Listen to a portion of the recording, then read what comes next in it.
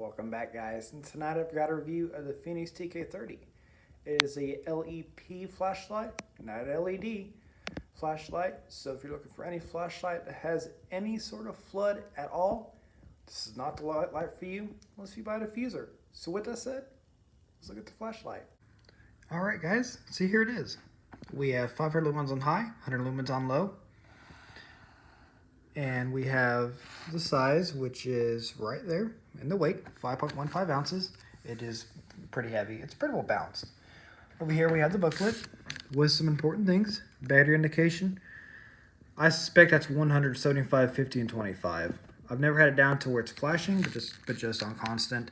I've gotten probably about 2 hours of battery life out of it before it gets down to what I'm guessing is 25%. About 40 minutes of that would be low. Working on the car outside in the woods, you know, spare parts car in the woods, taking parts off. We have some more of this wonderful stuff, the runtime graph. The battery is inside. You charge the battery itself, unscrew it, charge port on the side, 21700 battery.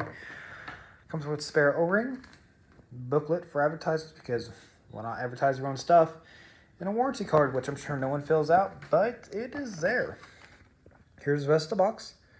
Strobe is 500 lumens, has 1200 meters to throw. In my experience, I've stretched this thing out numerous times at very long distances. I'm in the Midwest, so the humidity may play difference, but I'm getting probably about 1,000 meters when I measure it out of throw. I'm sure you can get 1200 if you live in low humidity. I suspect that has something to play with it. Plus, I'm shining at trees, which green, for some reason, tends to absorb light really well. So I suspect we're getting at least 1200. So with that said, that is the unboxing of it.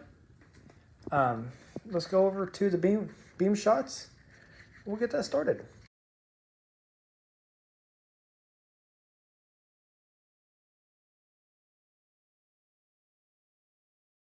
Here is low. No diffuser. High. We all get high. And there is that. Of course, blown out because joys of filming with cameras. High. Video on this thing in the dark inside is, or even using the side, is extremely pointless without a diffuser. Here is low, and there's high. Again, not very good inside. Even though it's blown out, but even in person, it's usable. I mean, you can see in here because when I shut it off, that's what it's like. So, I mean, it's useful for something, but there's way better flashlights. Let's be just like shining pencil beams on the wall. Not the best light. There's low again. Here's inside when it's fairly well lit on low. And on high. Overexposed, of course, because cameras. Here it is dragging across the floor on high and low. High, low. Being how it's a thrower, showing it inside or in the daylight is basically useless, but at a distance it is so noticeable at night. I've stretched this thing out to its limits numerous times, and it is very, very, very noticeable at night. So there's the indoor spotlight portion of it. And here it is on low with the diffuser. The camera is making it much more floody than it really is. The hottest part of it, right where that jewel aisle 15, that's most of where the beam is at. It's not actually flood as much as it shows, but it would still be adequate for doing whatever you want.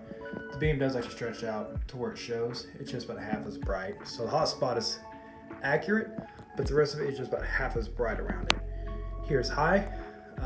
No, it's not overexposed. It's overexposed, but it's not as bright as it looks like. It's just a little bit brighter than the 300. It is more than adequate. I've used this in the dark, diffused, in the pitch black dark to change tires on my car. It is way more than adequate to do whatever you want. It just does get hot real quick. So there's the diffused portion of this in the dark. Here is low, right here inside.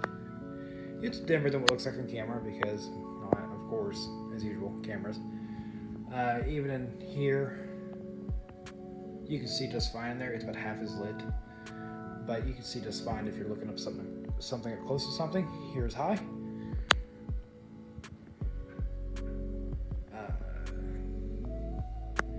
It is, again, about 50% brighter.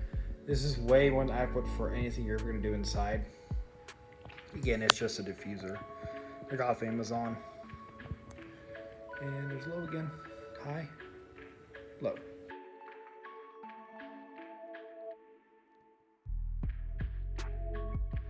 And here it is outside in the broad daylight. Here's low. You can see it. That is a pretty accurate representation of how bright it really is. And here's a high. Obviously you don't use flashlights in daylight like this, but if you needed to, you could do it. And the actual brightness of it is roughly realistic to real life. So there are the beam shots. So it is, guys. That's my review of the Fenix tk30. It is a decent everyday carry for me. The only cons that I really have of it is it gets hot really quick. But if you do like a very good thrower and don't mind having to put a silicone diffuser on it to give it a decent flood, which you can use for 5-10 minutes before it starts getting hot. Never had a throttle. It's maybe a good light for you. This light cost me $230 for Fenix. Is that for discount? For a new member discount. I am not sponsored, of course. So with that said, that's my review of the Fenix tk30. If you have any questions for me, put it in the comments. Anything for a review or try, put it in the comments. With that said, I want to thank you guys for watching. You have a great night.